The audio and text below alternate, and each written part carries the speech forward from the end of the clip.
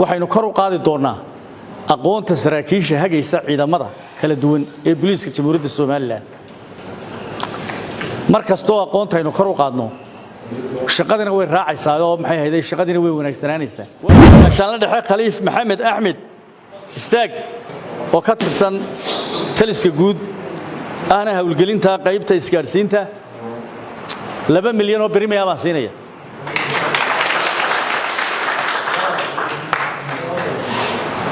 macallinkii iyo taliyihii kulliyadda ayaa u soo gudbiyay barimeeda markastoo hawl la qabtana cid baa ku qaadanaysa abaalmarin ciddii qaadatana ka hakramayna waynu siinaynaa soo aynu garab wadno inaynu askarteena xirfadoodana kor u qaadno iyo tayadoodaba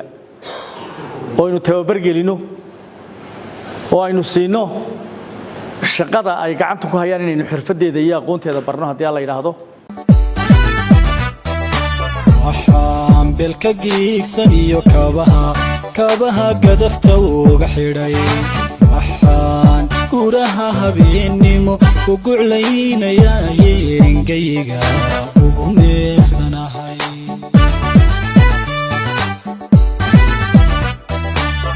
koru dadku seexday badi albaabkana soo gudbeen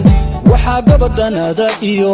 jubahaan kala go'ayn برياي هورتاغاي انيغو غادكا او هيا كايغو انو كوغامو ولي شرفيو امان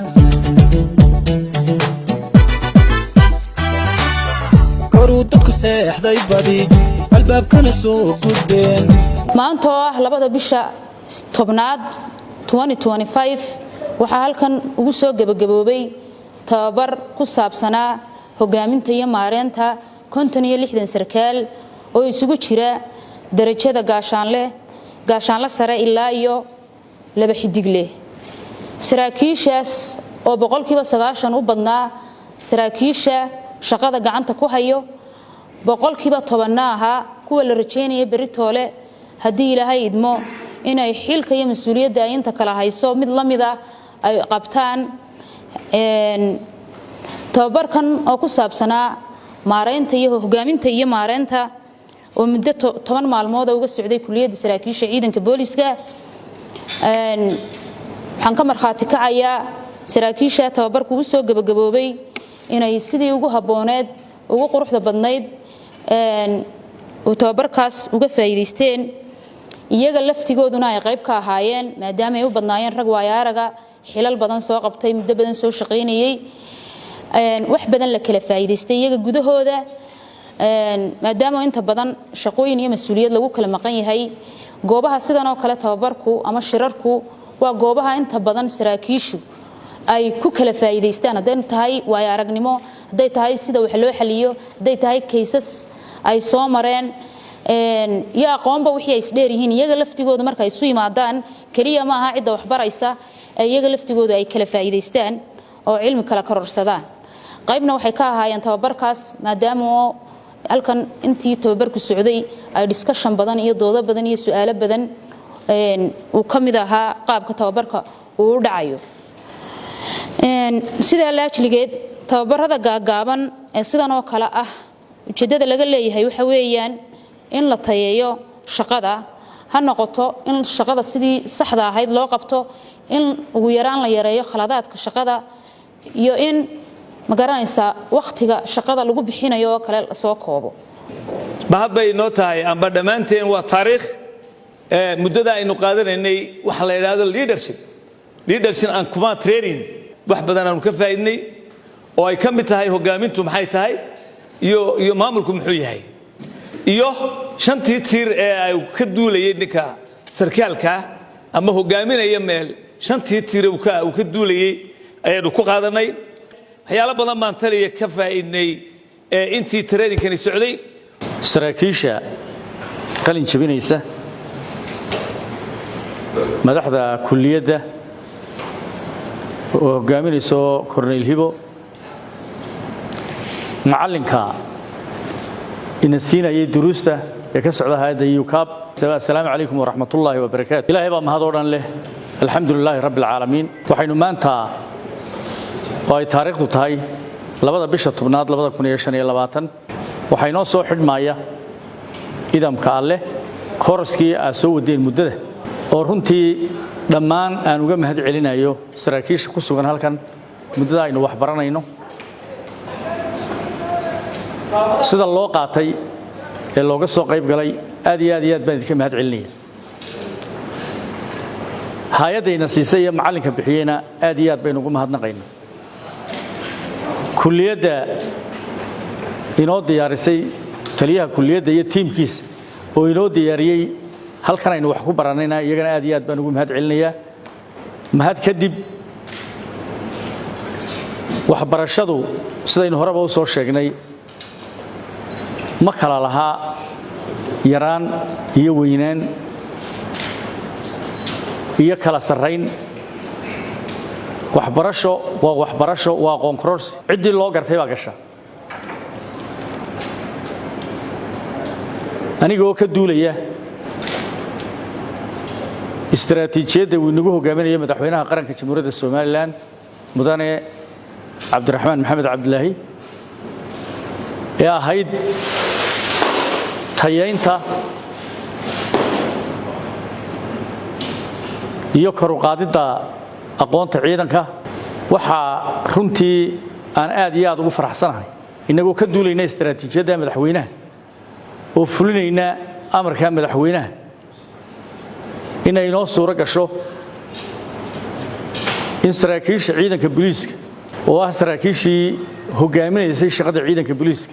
hadday tahay hogaamadii hadday tahay qaybihii iyo hadday tahay saraakiishii kale howlaha kala duwan haysayba inaynu halkan ku qaadanay laba kooras oo isu dhow oo ah management and leadership aad iyo aad aynu runtii ugu mahad celinayno kooraskaasu wuu inoo soo xidhmay laga bilaabo saacaddan aynu taagannahay oo 11 labada bisha tobnaad 2025 wuu inoo xidhan yahay allah inoo barakeeyo wixii aynu qaadanay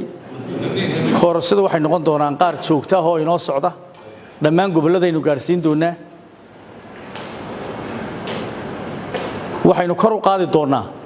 aqoonta saraakiisha hagaysa ciidamada kala duwan ee booliiska jamhuuriyadda Soomaaliland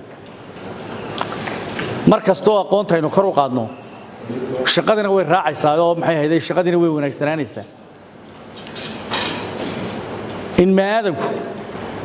in wax la barto kama maarmaan markastoo chance la helayo in laga faa'iideeyo chance-ka oo waxbarashada kor loo qaado waa sunne maxay ahayd ummadoo dhammi leedahay annana waxa naga go'an haddii Allah awood loo ogolaado anigoo taliyihiinii waxay ga go'an inaynu dhammaan saraakiisha ciidanka booliiska aqoontooda kor u qaadno haddii la yiraahdo taasoo aynu garab wadno inaynu askarteena xirfadoodana kor u qaadno iyo tayadoodaba oo aynu tababar gelino oo aynu siino shaqada ay gacanta ku hayaan inaynu xirfadeeda iyo aqoonteeda barno haddii la yiraahdo taasoo aynu imika maxay ahayd wadno qorshaheedii iyo hawsheedii tiimkii u horeeyay askartana aynu wiigan u soo furnay Mandheera 226 askari oo qaadan doona tababarkii askarinimo askartaasoo aynu ka duulay inaynu qaadanno marka hore aynu qaadanno aqoon dadna aqoonta aynu wax barro sida arkayseen maalintii aan u furayay tababarka 150 baa noqday secondary school oo secondary ka baxay askartayda ugu jirtay imika Mandheera 20 ku dhawaadna waxay haystaan degree oo heerkii labaad ee waxbarashada qaateen waxaynu uga jeednaa arinta oo aynu u qaadanaynaa dadka wax garanaya in aqoonta booliisku askariga booliisku marka uu ka soo baxayo dugsiga tababarka inuu soo baxo isagoo culuntii booliiska oo dhan xambaarsan isagoo dambi marka uu la kulmo u baahnayn baaray inuu yeedho isagu baara oo aqoonteedii leh shaqada booliiska loo baahan yahay oo dhan qaban kara oo kartideedii iyo aqoonteedii intaba leh inaynu ku tababarno haddii Allah ilaahay naga go'an tahay waxaan ku soo noqonayaa taynu maanta joogno sida aan sheegay koorskii wuu inoo xidhan yahay aad iyo baan idinka mahad celinayaa qaadashadeedii waxaan ku soo gabagabeynayaa khayr oo dhan Allah ina waafajiyo shar oo dhan Allah inaga duwo waddankana Allah inoo barakeeyo. I would like to thank the Commissioner for having the trust in UCAP and in me for delivering this training. And I want to thank HIBO for facilitating this wonderful venue, for having the training delivered here. But I want to thank you for participating and absorbing my share of knowledge to you. It's not only a matter of trust, but it's also a matter of willingness to get the knowledge I spread to you. I hope